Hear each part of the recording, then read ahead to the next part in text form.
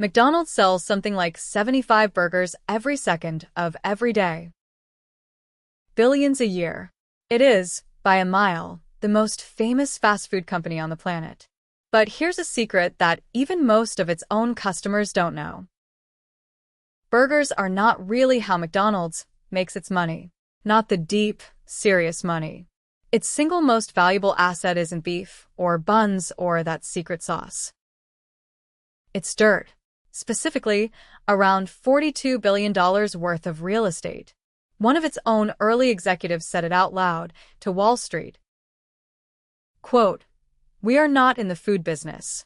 We are in the real estate business."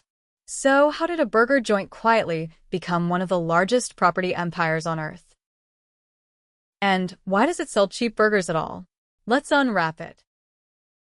Start with the surprise that trips up almost everyone. When you picture a McDonald's, you picture the food. But look at the company's balance sheet, and the food barely shows up. What dominates it is land and buildings. McDonald's owns or controls the property under a huge share of its restaurants, the actual ground, and the structure sitting on it. That portfolio is worth somewhere around $42 billion. It makes up roughly 80% of everything the company owns.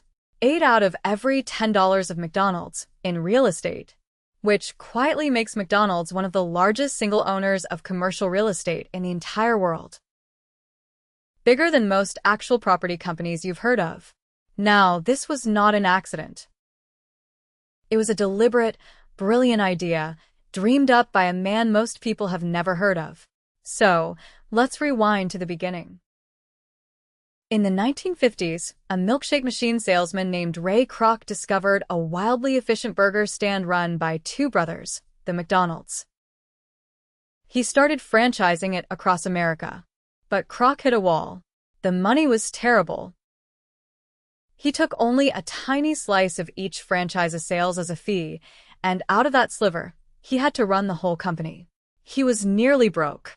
The classic franchise model just wasn't generating enough cash. Kroc had a booming brand, restaurants opening everywhere, and somehow still couldn't make the numbers work. Then, in 1956, he hired a quiet financial man named Harry Sonneborn. And Sonneborn looked at the whole business through a completely different lens. Sonneborn's question wasn't how do we sell more burgers? It was, what does McDonald's actually have that's valuable? And his answer changed the company forever. Sonneborn's insight was this. Every new McDonald's needs a plot of land and a building. So why let someone else own that and collect the rent? So he built a new machine. McDonald's itself would find the site and buy or lease the land and the building. Then it would turn around and sublease that property to the franchisee. In one move, McDonald's stopped being just a burger brand. It became the landlord. The franchisee wasn't only buying the right to sell Big Macs. They were renting their restaurant from McDonald's. Sonneborn put it to investors with brutal honesty. "We are not in the food business," he said. "We are in the real estate business. The burgers are just what pays the rent." That sentence is the secret engine of the whole company. The food is the show. The property is the business. And the rent is where the real money lives. So let's look at how that rent actually works because it's beautifully clever. A franchisee doesn't just pay a flat amount. They pay McDonald's a percentage of their sales, typically somewhere between 8 and 15% of everything they ring up, handed over as rent, on top of a separate royalty for using the brand. And here's the gorgeous part for McDonald's. Because the rent is a slice of sales, the harder the franchisee works and the more burgers they sell, the bigger McDonald's rent check gets.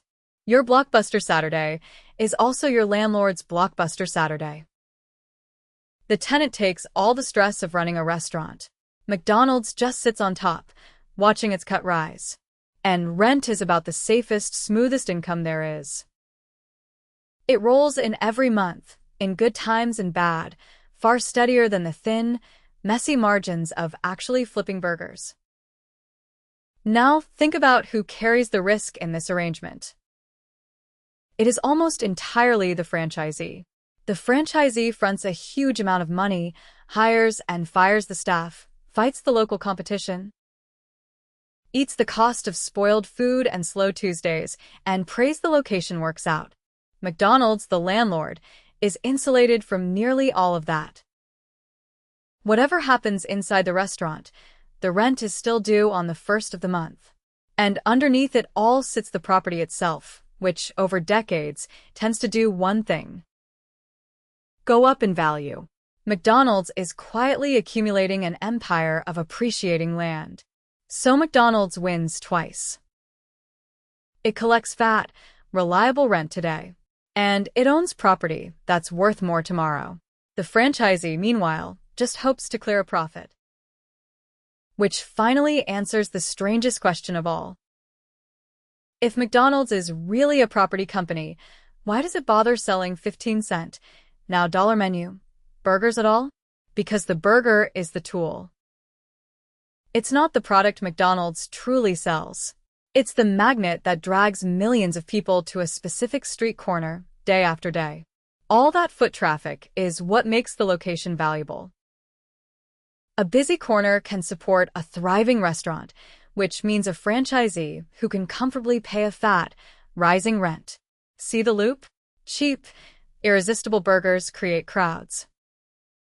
Crowds create a profitable tenant. Un profitable tenant paye rent. And rent is what McDonald's actually came for. The burger, in other words, is a costume. A delicious, brilliant disguise worn by one of the most powerful real estate operations ever built. It also explains why McDonald's is so famously fussy about location. It doesn't just grab any cheap lot. It hunts for prime, high-visibility corners, the kind of dirt that only gets more valuable. In a very real sense, McDonald's uses today's French fries to buy tomorrow's most valuable land. The restaurant pays the bills now. The property is the long-term fortune. Some have described McDonald's as a real estate bank that happens to have a marketing department called Happy Meals. The arches are the brand. The land beneath them is the treasure. And it's a fortress. Owning the ground gives McDonald's enormous power over its franchisees. Plus a wall of hard, physical assets that no rival burger chain can easily copy. Brick by brick, corner by corner. The burgers quietly financed one of the great property empires of the modern age. And the numbers make it undeniable. Let's put the receipts on the table. In a recent year, McDonald's collected around $9.8 billion in rent from its franchisees. Rent alone made up roughly 64% of all the money its franchised restaurants sent back to headquarters. On top of that came another $5.5 billion or so in royalties for the brand. Rent and royalties, not burger profits, are the true heart of the company. Spread that across more than 40,000 restaurants in over 110 countries. And you get a rent-collecting machine of almost unimaginable scale. Look at it cold, and the verdict is clear. McDonald's is a landlord, an enormous, global, ruthlessly efficient landlord that just happens to sell you lunch. So, here's the lesson hiding under the golden arches. The most powerful businesses often make their real money in a place you're not even looking. McDonald's looks like burgers. It runs like real estate. The food you can see is the disguise. The property you can't see is the point. So, next time you pull into a McDonald's, look past the fries for a second. You're not just visiting a restaurant. You're standing on one tiny brick of a $40 billion empire.